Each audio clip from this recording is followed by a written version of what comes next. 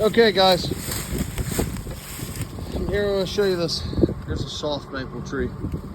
A lot of people want to cut this tree up here. Okay, there's still a lot of good wood down here. So I open face notch this tree. I'll show you my notch. It's a big notch. Okay, the reason I do this is because when I make this notch, when I bore in, I can see the front when I bore into the tree. I want my hinge to be perfect the whole way across. There's no reason to leave it wider than the other side.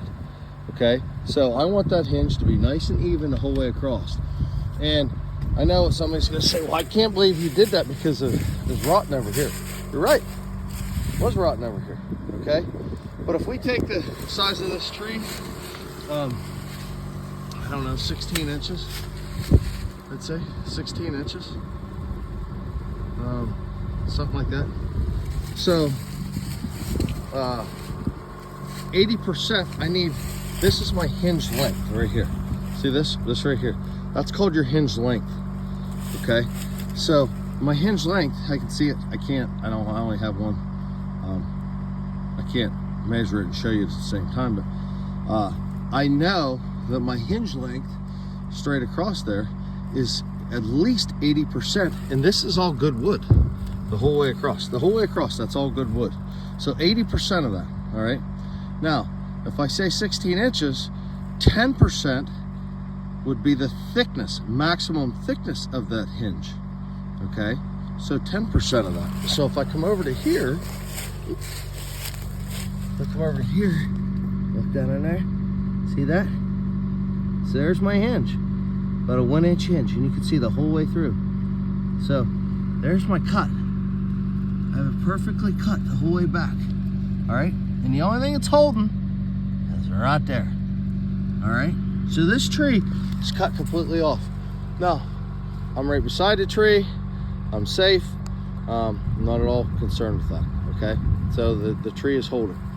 So this is why I do it. I cut it down. When you high stump like that, all right, from 25 years ago, it's sticking up in the air. It's a pain in the butt to go around. And some of them you have to high stump. I get that.